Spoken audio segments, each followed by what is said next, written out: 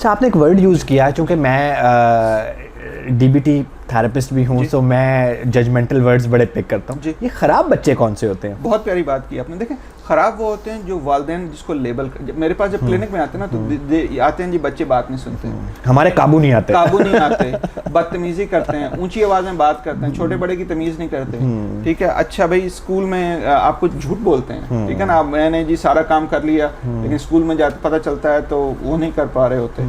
तो ये बच्चे अनफॉर्चुनेटली लेबल होके आते हैं। और फिर जब आप पेरेंट्स को समझाते हैं, और वहाँ पे आपको पता है अवेयरनेस बहुत ज़्यादा है, ADHD, एंग्जाइटी, डिप्रेशन, तो मैंने काफ़ी दफ़ा देखा है बच्चे वो इन नफ्सियाती जो बीमारियाँ उनसे स्ट्रगल कर रहे होते हैं, लेकिन वालिदैन उनको उन्हीं उस पर थोड़ी और सख्ती कर लें, थोड़ा और ट्यूटर पढ़ा लें, उसका फोकस ही नहीं हो रहा, वो कैसे पढ़ेगा? बिल्कुल। तो हम फिर कैसे वहाँ पे अभी जो एक जैसा कि आप कह रहे हैं ना, वहाँ ये यहाँ भी आजकल अच्छा DHA, बहरिया, इस्लामाबाद, F6, यही फ्रिक्शन जो आ रही है ना, कि मेरे जो इक़दार अपने वालिदैन से ली और जिस तरह मुझे रेज़ किया गया, और जो रिलीजन की और उन चीज़ों की मेरी अपब्रिंगिंग में इन्वॉल्वमेंट थी, उतनी ही मेरे बच्चों की उसमें होनी चाहिए है।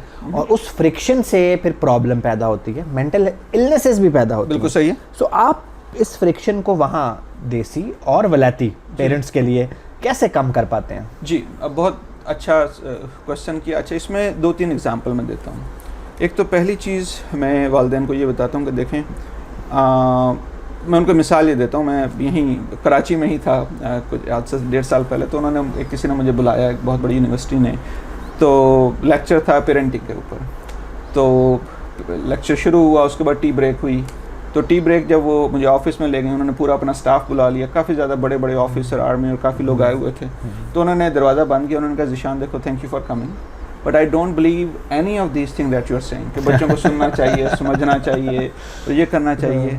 यहाँ तो बच्चों को जब तक 2 लगाएं ना, और झंग वाले तो जब खींच के ना लगाएं तो समझ नहीं आती। अच्छा, ये एक अलग एडजेक्टिव, बल्कि वर्ब है, खींच के लगाना, ठीक है।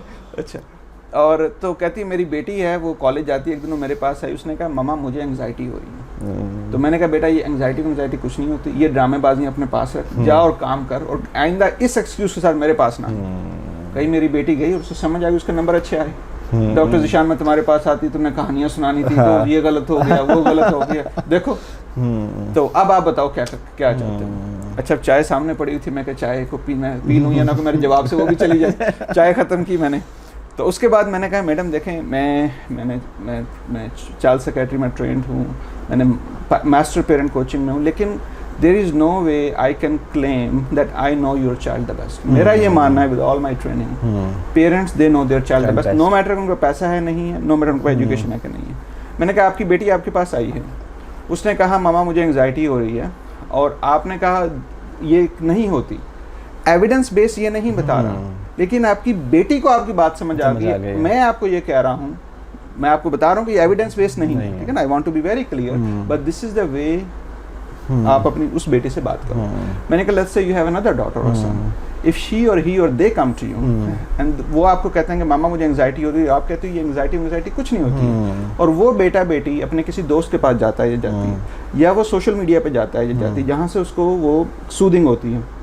मैंने कहा, जो आपकी पहली बेटी है वो जब भी परेशान होगी वो आपके पास आएगी, लेकिन जो आपकी दूसरी बेटी है बेटा, वो जब भी परेशान होगी उसका पहला कोशिश होगी मामा को पता ना चल जाए। तो मैंने समझाने की ये कोशिश करता हूँ, देखें पेरेंटिंग में सही गलत कुछ नहीं है, ऐसे ही पेरेंटिंग में कन्वेंशनल मॉडर्न कुछ नहीं है, लेकिन ये ज़रूर है कि आप देखें, मैं ये नहीं चाह रहा, पॉसिबल ही नहीं है कि आप जिस तरीके से आप रेज हुए हो आप उससे डिफरेंट रेज करो, ऐसे ही आप कन्वेंशनल तरीके से शुरू करो।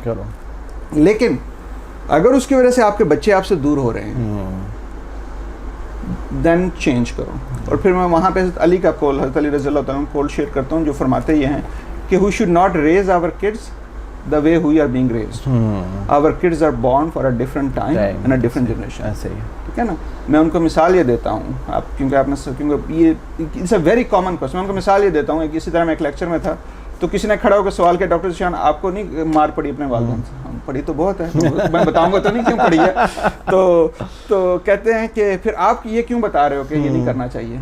तो मैंने उन्हें कहा कि भाई ऑडियंस, लॉट ऑफ ऑडियंस, मैंने कहा भाई इस ऑडियंस में कितने ऐसे लोग हैं कि जिनके वालिदैन ने कभी पैंट शर्ट नहीं पहनी। उनका काफ़ी लोगों ने हाथ खड़ा किया।